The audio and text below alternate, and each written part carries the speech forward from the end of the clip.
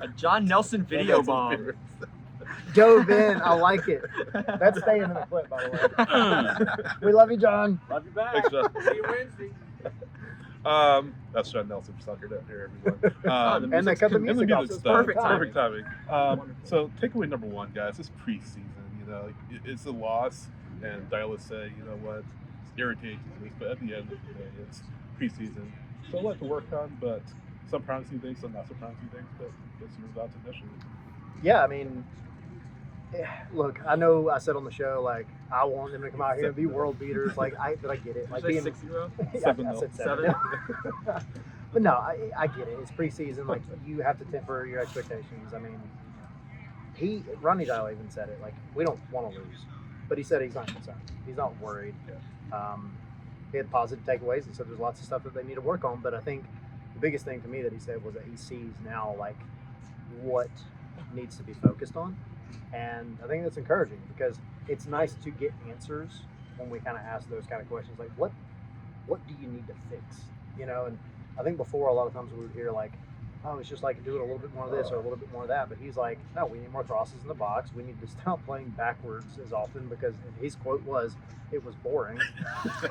So I just think that, you know, it's nice to get those like tangible things that he says he wants to work on. Yeah. My mind went back to, I guess, the previous 2 years of preseason openers.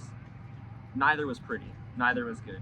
Last time the team was here, it was a 3-3 draw that they had to come back from, going down early to Chattanooga. And so it's hard to get your reactions right that first game, especially with a new manager. Yeah. A new manager implementing a new system, a new mentality to this team that is a lot different from the mentality this team has had in terms of showing that fight, showing that passion. And I think you're seeing the beginning signs of that mentality starting to creep into this team. And not only mentality, but tactically as well. Yeah. You saw the fullbacks pushing forward. You saw Tristan Williamba dropping down and joining the center backs. We didn't really see that much last year. Yep. And so you're starting to see a few glimpses of things that will continue to evolve into the next match in Birmingham. And it's just things to look for, how they progress and change throughout this preseason in the build-up to that match with Montreal. Yeah, so at the end of the day, again, it's a lot of stuff, nothing to worry about. Work out some of the kinks and training, you know, back at it in Birmingham next Saturday, as you all mentioned. Let's see how the team responds and how they grow from this afternoon.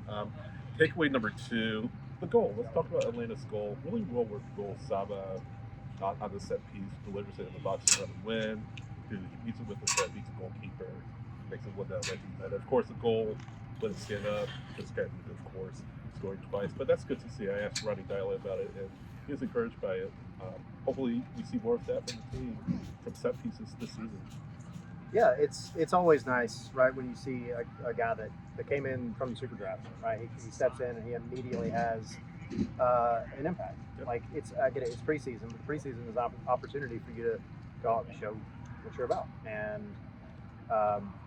you know, Ronan coming in, I thought he was incredibly aggressive, which is a good thing. I mean, it's a good sign to see. I thought the whole midfield kind of in the second half was pretty fun to watch. And Dyle even said that. He noted that, like, the second half was the better half, barring the goals. But, I mean, yeah, the goal itself, I mean, Saba's doing his thing. He looks like he's just been running nonstop through the holidays. And, yeah, and then he picked up right where he left off. But yeah, Ronan, he had some moments in the box, too, before that. And so then to see him get that reward just is really awesome. Yeah, I'm just glad to see a super draft pick kind of coming into his own with the squad. It's been a while since Atlanta United has had a super draft pick really evolve and grow into having a role with the team. I mean, I remember Anderson Asadu. Yeah. He killed it in preseason that year, but ultimately there wasn't a spot for him. Yep. So I'm hopeful that Ronan, especially with the lack of fullback depth that Atlanta United is experiencing right now, especially the injury Brooks Lennon at right back, that Ronan can fill in and be a serviceable in this squad, and really give the super draft some credibility. Yeah. Philadelphia.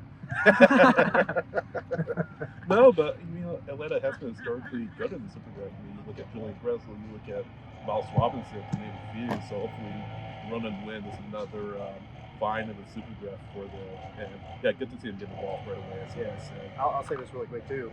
With Ronan, like the fact that he was so all over the pitch, which is really encouraging to me because I mentioned the midfield, but how he would get up the pitch and just get involved in like every aspect from like the central midfield over to the right lane was just, I don't know, it was just nice to see. Like he wanted it, I think, and you could kind of see that. So it's encouraging. I like it. Yeah, a little bit more urgency for a player trying to make his way into the team.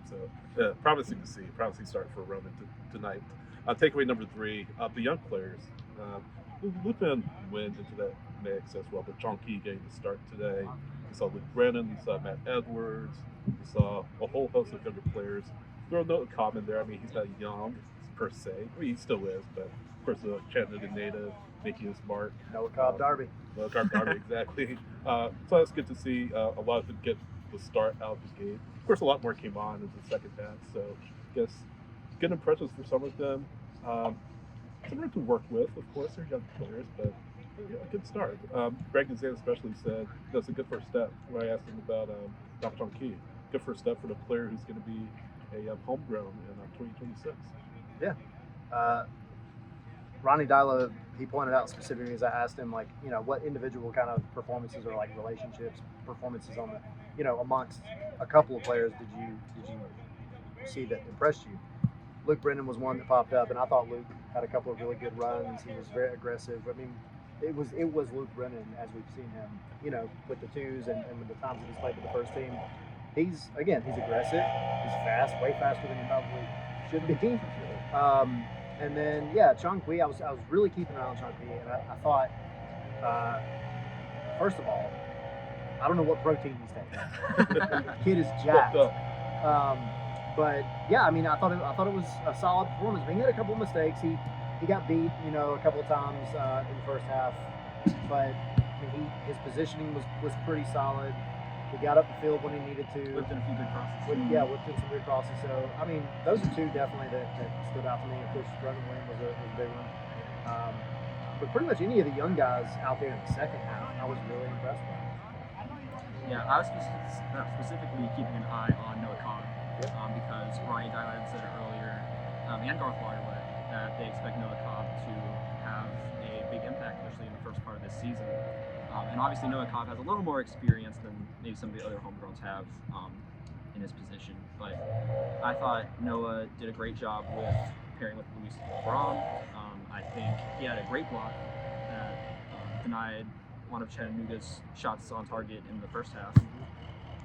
And obviously for him, I'm sure this is a really special game for him. We didn't get to talk to him, but I'm sure for him to come out here in his hometown and show out like he did in the first half, keep the first half clean sheet, was great for him. And I'm looking forward to seeing him have more of a role in the season. Yeah.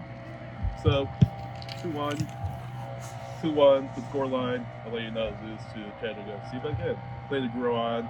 Back to training this week, and then Birmingham Legion next Saturday away to Birmingham Legion. Like, subscribe, share our content, and we'll see you next time.